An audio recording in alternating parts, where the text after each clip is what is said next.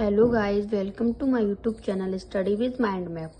जैसा कि आप सभी को मालूम ही होगा कि मैंने अपने लास्ट वीडियोस में ईस्ट इंडिया कंपनी एंड 1773 का रेगुलेटिंग एक्ट, 1784 का पिट्स इंडिया एक्ट, 1813 का चार्टर अधिनियम, 1833 का चार्टर अधिनियम, 1853 का अंतिम चार्टर अधिनियम, 1858 का भारत शासन अधिनियम, 1861 का भारतीय परिषद अधिनियम, 1909 का मार्ले मिंटो अधिनियम, 1919 का मॉन्टेगू चेम्सफोर्ड अधिनियम एंड 1935 का भारत शासन अधिनियम, 1947 का भारत स्वतंत्रता अधिनियम के बारे में पॉइंट के थ्रू समझा एंड फर्स्ट माइंड में कॉन्स्टिट्यूशन डेवलपमेंट को क्लियर भी किया। एंड मैं आज उसी से आगे सेकंड माइंड मैप जो कि संविधान के प्रस्तावना उद्देश्य का एंड प्रमुख स्रोत से रिलेटेड है को मैं स्टार्ट करूंगी, जो कि हम point by point read out करेंगे एंड समझेंगे। तो सबसे पहले हम प्रस्तावना व संविधान के स्रोत स्टार्ट करने से पहले कुछ पॉइंट के बारे में डिस्कस करेंगे। आफ्टर दैट मैं प्रस्तावना उद्देश्य का एंड संविधान स्रोत के बारे में बताऊंगी। तो सबसे पहले पॉइंट पढ़ेंगे फर्स्ट, प्रांतीय स्वायत्तता यानी ऑटोनॉमस। इसका मतलब ये है कि जो 1935 का गवर्नमेंट ऑफ इंडिया एक्ट था उसके तहत ही प्रांतीय स्वायत्तता का प्रारंभ हुआ। एंड सेकंड पॉइंट है कि आजाद भारत के पहले जो भारतीय गवर्नर जनरल थे वो थे आपके सी राजगोपालचारी।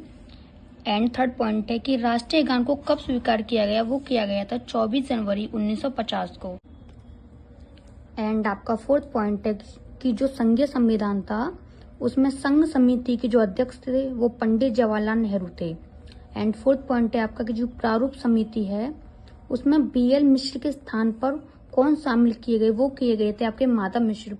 इनका रीजन ये था कि जो बीएल मिश्र थे उनका जो स्वास्थ्य था वो बेकार हो गया था, इसलिए उन्होंने इस्तीफा दे दिया था। उनके स्थान पर माधव मिश्र को अध्यक्ष बनाया गया। एंड अब पढ़ते हैं प्रस्तावना उद्देश्य का, जो हमारा आज का टॉपिक है। एंड सबसे पहले हम क्वेश्चन के थ्रू मैं इन चीजों को समझाऊंगी जिससे इजीली वे में आपको सब कुछ समझ आए। जैसा कि पहला है कि प्रस्तावना या उद्देशिका को संविधान सभा द्वारा कब अपनाया गया, क्वेश्चन आएगा। तो ये बैठक के थ्रू हुआ था। सब प्रथम जो बैठक हुई थी, जो फर्स्ट बैठक हुई थी वो 9 दिसंबर 1946 को हुई थी। एंड सेकेंड बात करें तो बैठक हुई थी 11 दिसंबर 1946 में। जो थर्ड बैठक हुई थी वो हुई थी 13 दिसंबर 1946 में। इस जो तीसरी जो बैठक हुई थी उसी में पंडित जवाहरलाल नेहरू ने उद्देश्य प्रस्ताव रखा। एंड प्रस्तावना उद्देश्य का 22 जनवरी 1947 को पारित की गई, जिसमें 3 आपके मूल तत्व थे। राज्य का स्वरूप बोले तो नेचर ऑफ द स्टेट, उद्देश्य यानी संविधान का उद्देश्य है, इंग्लिश में बोले objective of the constitution. And तीसरा आता है आपका शक्ति का स्रोत, जिसको बोलते हैं सोर्स ऑफ पावर। फिर प्रस्तावना में हम डेप्थ में जाते हैं, यानी शक्ति का स्रोत जो मूल तत्व थे, शक्ति का स्रोत एंड राज्य स्वरूप, उसमें अंदर जाएंगे कि जो शक्ति का स्रोत था वो भारत की जनता से मतलब था इसका। एंड विश्व में जो भारत देश है वो सबसे बड़ा लोकतांत्रिक देश है, यानी डेमोक्रेटिक, एंड जिसपे ऐसा देश जिसपे किसी की तानाशाही ना होती है, जिसमें तानाशाही नहीं होती है। एंड दूसरा था आपका राज्य स्वरूप, जिसको बोलते हैं एसएससी डीआर के थ्रू पढ़ेंगे तो इजी हो जाएगा। यानी पहला है आपका संपूर्ण प्रभुत्व संपन्न, यानी इसको आंतरिक एंड बाह्य रूप से स्वतंत्र होता है। सेकंड आपका आता है समाजवादी, जो कि संसाधनों का वितरण यानी समता मूलक है। तीसरा आपका आता है पंथ निरपेक्ष, जिसको बोलते हैं राज्य का कोई अपना धर्म नहीं। इसका मतलब अर्थ है ये कि राज्य का कोई अपना धर्म नहीं, इसका मतलब है पंथ निरपेक्ष। एंड लोकतांत्रिक का मतलब है जनता के द्वारा चुना शासन। गणराज्य का मतलब राष्ट्र अध्यक्ष, यानी जो भी राष्ट्र अध्यक्ष होंगे वो वंशानुगत नहीं होंगे, यानी पीढ़ी दर पीढ़ी नहीं होगा। लेकिन यूनाइटेड किंगडम जो यूनाइटेड किंगडम है वहां के राजा लेकिन वंशानुगत रूप में ही चुने जाते हैं, रिपब्लिक नहीं होता है वहां। फिर आता है आपका प्रस्तावना के अंतर्गत ही नागरिक, जिसको सिटीजन बोलते हैं। इसमें जो न्याय होता है वो 3 प्रकार से होता है, सामाजिक, आर्थिक एंड राजनीतिक स्तर पर। जो स्वतंत्रता होती है वो 5 प्रकार में होती है, विचार यानी थॉट्स, अभिव्यक्ति यानी एक्सपोजर्स, थर्ड है आपका विश्वास, फोर्थ आपका धर्म एंड फिफ्थ है आपका उपासना।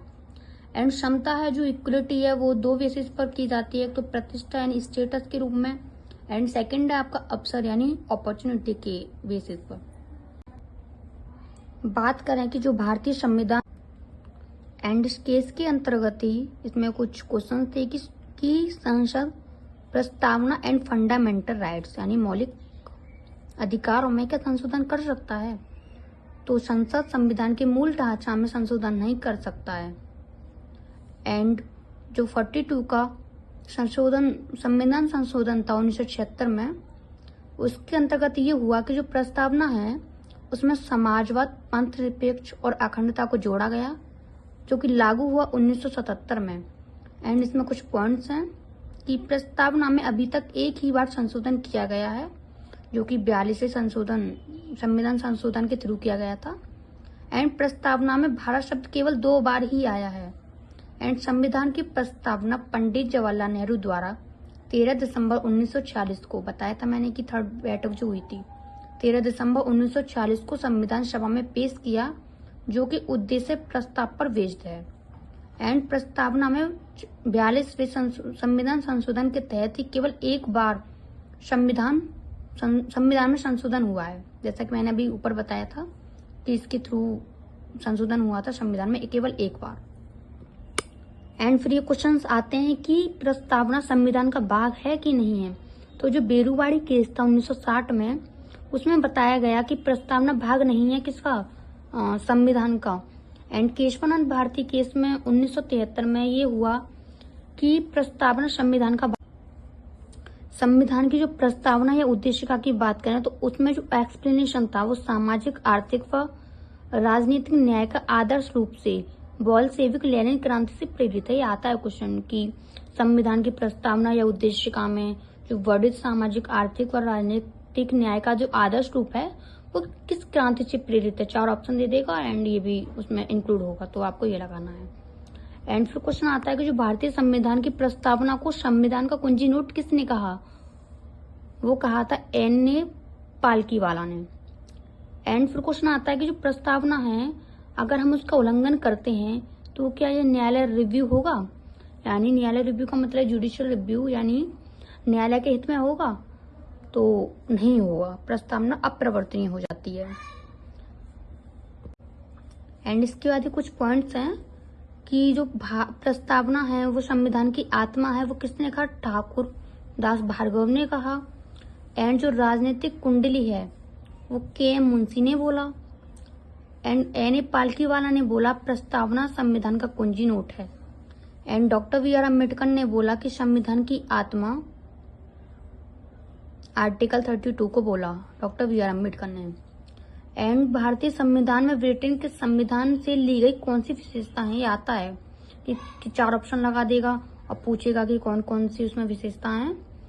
तो जो यूनाइटेड किंगडम यानी ब्रिटेन है उसमें एकीकृत न्यायपालिका का वर्णन है। एंड फर्स्ट है संसद जननी है, सेकंड आपका द्विसदनीय विधायक है उसमें, सी है एकल नागरिकता, फोर्थ विधि का शासन डाइसी, एंड ई है आपका मंत्री परिषद, एफ है आपका PM वास्तविक प्रमुख। यानी ये जितने भी पॉइंट हैं वो सारे लिए गए हैं ब्रिटेन से, अपने संविधान में ऐड किए गए हैं।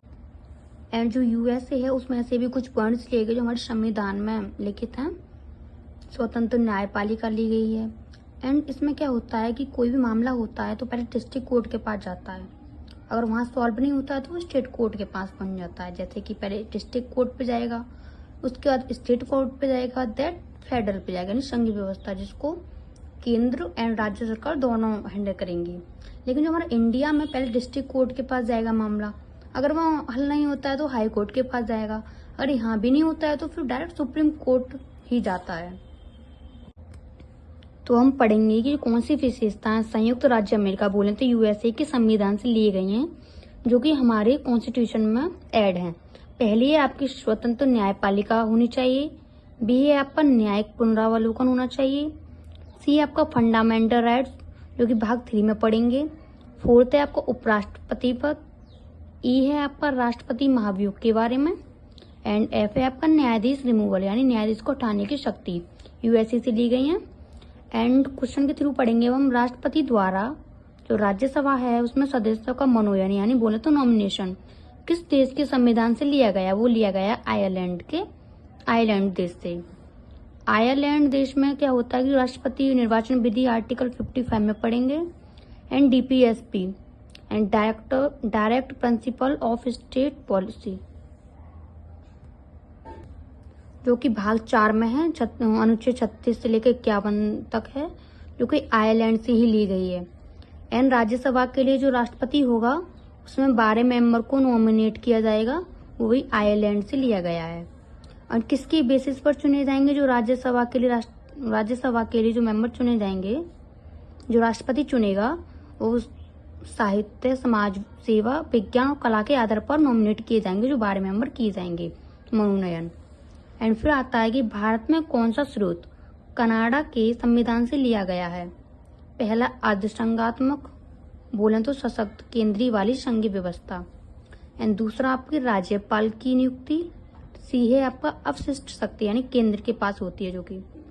एंड आपका पॉइंट अगला है कि भारतीय संविधान के आर्टिकल 108 के तहत संसद की संयुक्त बैठक का प्रावधान कौन से देश के संविधान से ग्रहण किया गया है? वो किया गया ऑस्ट्रेलिया देश से। एंड इसमें संयुक्त बैठक में क्या होता है, जो संयुक्त बैठक है वो आर्टिकल 108 के तहत पढ़ेंगे। एंड इसमें धन विधेयक की कोई बात नहीं होती है, ना ही इसमें संविधान संशोधन बिल की बात होती है। एंड संयुक्त बैठक का जो हेड होता है वो लोकसभा स्पीकर होता है, यानी अध्यक्ष होते हैं। एंड इसमें समवर्ती आपातकालीन 1935 गवर्नमेंट ऑफ इंडिया एक्ट के तहत होती है। एंड विधि द्वारा स्थापित प्रक्रिया जर्मनी वाइमर, जो विधि द्वारा स्थापित प्रक्रिया वो जापान से ली गई है, जबकि जर्मनी से वाइमर संविधान यानी आपातकाल फंडामेंटल राइट्स लिए गए हैं जर्मनी से। एंड बात करें कि भारत के संविधान में मौलिक कर्तव्यों को किस देश से लिया गया है, वो है रूस से। एंड भारतीय संविधान में उल्लेखित स्वतंत्रता, समानता और बंधुता की संकल्पना किस देश के संविधान से प्रेरित है? वो है फ्रांस के संविधान से। एंड भारतीय संविधान में संविधान संशोधन की अवधारणा निम्नलिखित में से ली गई है, वो दक्षिण अफ्रीका से ली गई है संविधान संशोधन की अवधारणा।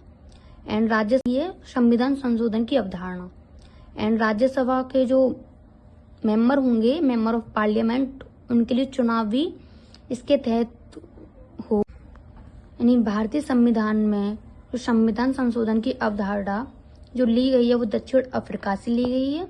एंड राज्यसभा यानी मेंबर ऑफ पार्लियामेंट का जो चुनाव होगा वो अवधारणा दक्षिण अफ्रीका से ही ली गई है। एंड संविधान का जो कुंजी नोट मैंने पढ़ा दिया था, वैसे तो एक बार और देख लेते हैं कि जो संविधान का जो पहचान पत्र है वो N.K. पालकीवाल ने दिया था। एंड जो प्रस्तावना को संविधान का कुंजी नोट बोला अर्नेस्ट वॉकर ने। एंड जन्म कुंडली K.M. मुंशी ने। एंड ठाकुर भार्गवदास ने बोला था कि संविधान की आत्मा, जो प्रस्तावना है वो संविधान की आत्मा है, ठाकुर भार्गवदास ने बोला था। तो आज का हमारा माइंड मैप यहीं खत्म होता है, जो कि सेकंड था प्रस्तावना, उद्देशिका एंड प्रमुख स्रोत। एंड इससे नेक्स्ट वीडियो में हम माइंड मैप 3 क्लियर करेंगे, जो कि पॉलिटी का चैप्टर 3 होने वाला है। संविधान की अनुसूचियां एंड प्रमुख भाग होने वाला है। एंड जब तक आप इनको रीड आउट करिए एंड समझें। आई होप कि आज की वीडियो आपको सभी को समझ आई हो। And thank you for watching.